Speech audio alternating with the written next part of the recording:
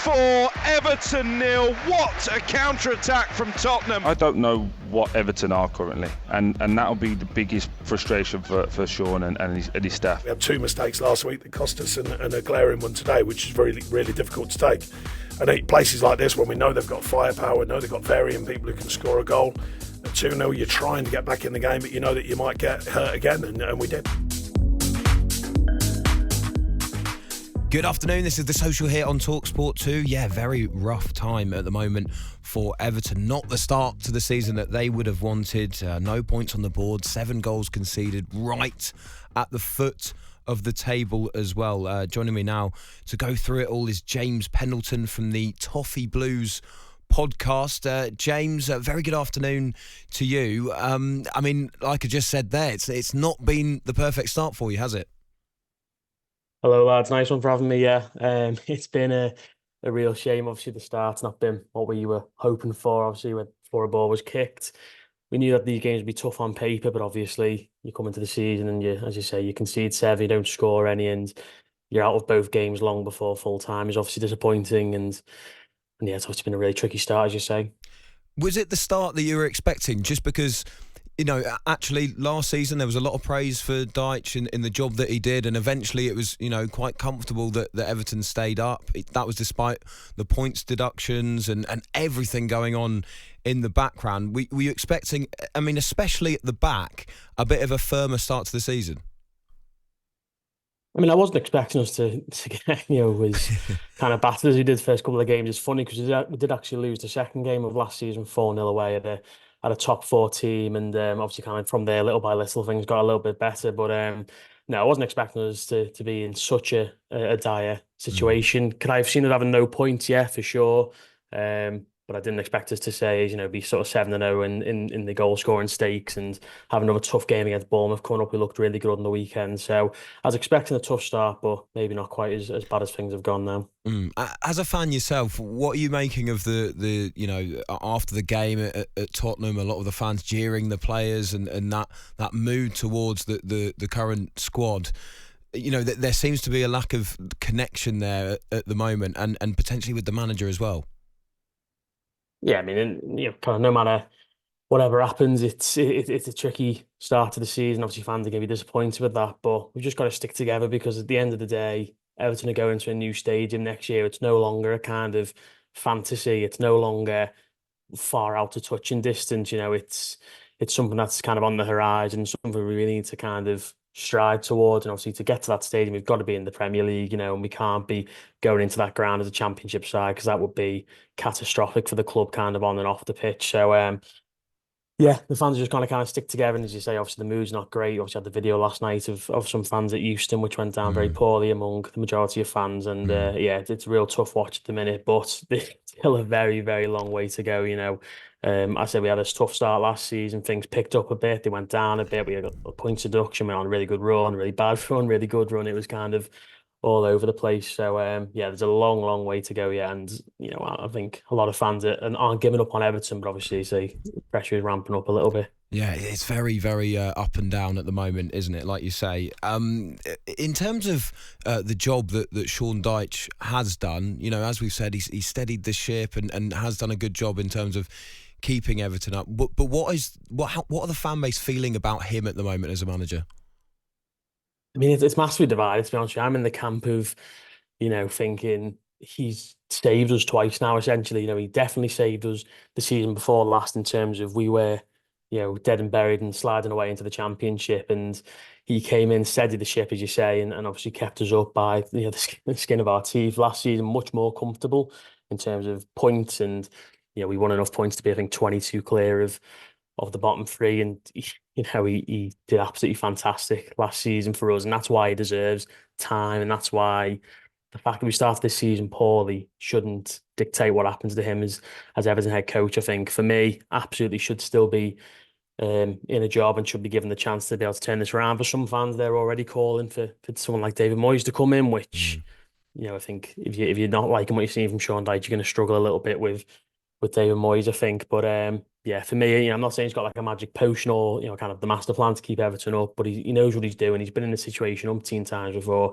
He knows how to keep teams in the league, and whether people like to hear it or not, Everton just need to be a Premier League team at the minute, and that's when we get to the new stadium, more money comes in, hopefully new owners, and that's when we can start to progress. We need someone right now who can, I suppose, fight the fires that are in front of us. So, out of interest, why at the moment would you rather stick with a manager like Sean Dyche rather than have Moyes back at the club? Moyes, of course, who's achieved a lot in recent years, especially at West Ham, and might be one of those managers that would be able to get Everton out of this situation. But why at the moment would you rather they stick with Dyche?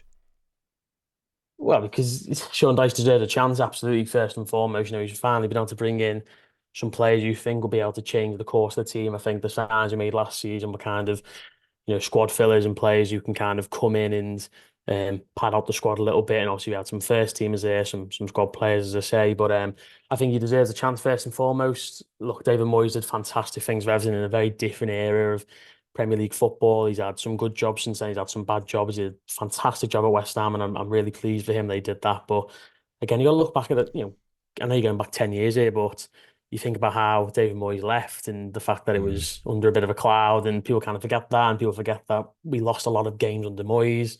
We lost a lot of games badly. We started seasons terribly under David Moyes. It was kind of like a yearly tradition. You just got to kind of roll with it and see how you get on as you get towards October, November time. And that's when we kind of picked up. And that's what people are angry about, is how badly we started the season. It was the hallmark of a David Moyes team. So, some might say you do a better job. But for me, I think you give it Sean Dyche, you give him 10, 12 games and see how we're getting on. And I've got absolutely the utmost faith that he will turn this around just like he did last season. He's not going to panic like I think a lot of people are at the moment. In terms of the team itself, where do you think the main problems are at the moment? And is one of those bigger problems the fact that Amadou Onana's left and gone to Aston Villa? He's doing very well over there as well. Does he feel like a big miss in that midfield for Everton? Not massively, to be honest with you, because I think the end of the season with James Garner and just again, then I don't think Sean Dyche really liked Onana. I think Onana's got fantastic physical attributes, and I think when we signed him, I'm looking at him thinking we signed like a sort of 6'3", 4, 5, whatever he was, centre midfield player who's obviously got the long legs, bit of power, can run with the ball. He's got a bit of flair. He's the perfect player for someone who I like to watch. But I think in terms of this team, that's not what Sean Dyche wanted, and it's not what we needed, because we were on a really good run when he wasn't in the team. And I think, you look back at games like the Goodison derby last season, he didn't play in that game, for example. That was an absolutely mammoth victory for us. The game away at Brighton the season before, we won 5-1. He was on the bench. He came on, got an assist, I think, I believe, in the match, but he didn't play the bulk of the game. So I don't think he's actually a massive miss, to be honest with you. I think it's more the fact that James Garner's injured, Timur Booman's come in. Obviously, he's only a kid, really, in Premier League terms, and he still needs to get to grips with things. Just again, he's another year older. And the big issue is Jared Brantford not being in the side. Obviously, he's out injured at the minute, and that's a big issue for us. So I think once he comes back into the team, we'll be able to pick up a little bit more rather than worry about Amadou Onana. Yeah, I mean, because it's been a tough start, hasn't it, with 7 goals conceded. But you'd imagine with a Sean Dyche team that defence will tighten up. And as you say, when Branthwaite comes in, I mean, that's if he doesn't leave before the deadline as well, of course. Is the real issue at the other end of the pitch? Where do you see the goals coming from? Well, that is an issue. That's been an issue with Everton for a number of years. I think that's one problem with the Dyche kind of disagreements among the fan base, is that people are pointing out issues like poor away records or Goodison not being in fine fettle in terms of it's a bit toxic at the minute, not scoring goals favourable to pitch. But they've been issues for years. Do you know what I mean? That they've been problems that we've had at the club for 5, 6 years, barring maybe the Ancelotti season. But if Calvert-Lewin stays, I'm sure he'll come good and he'll probably get half a dozen, 8, 9, 10 goals this season. Beto, second season in the Premier League, Iliman and Dye, Lindstrom, McNeil can pick up, obviously, hopefully. Jack Harrison chips in with a few goals. So we're not going to score loads of goals. We're not going to be a free scoring kind of mammoth team up in the sky, but we're going to be a team who are going to be hopefully hard to beat, and we'll nick goals where we can, and the likes of Brantford, Tarkowski, they'll chip in where necessary from set pieces. So I think while we haven't got kind of a 15, 20 goal striker, they are impossible to get when you're in Everton situation, and you kind of got to work with what you've got. And I don't see Everton strength in that area of the field, unfortunately. So I think I think everyone will just have to kind of do their bit, and it'll be, the sum is greater. Sorry, the whole is greater than the sum of its parts. I think that's be the attacking intent this season, anyway. It's a tough question, James. But given how much is on the line for Everton with that new stadium heading into next season as well, how concerned are you that this might be the season, having circled the drain for a few of them, that Everton could potentially go down? Honestly, I'm not worried at all. I'm genuinely, I've got the utmost confidence that Everton will do enough to stay up, because I really trust the manager.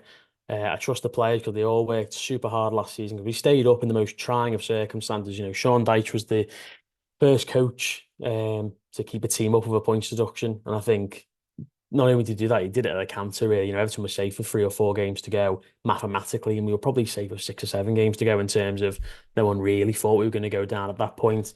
Obviously, it will be impacted by how other teams get on, but teams who go down, they never get over sort of 36, 37 points, really. And Everton got, 48 last campaign, and will hopefully be able to strengthen overall in the squad in the meantime. So, no, I'm genuinely not that worried right now. Maybe that will change in a dozen games or so, but no, I think at the minute I'm feeling pretty good, and I'm sure Everton will keep the wheels on the wagon and get that new stadium as a Premier League outfit.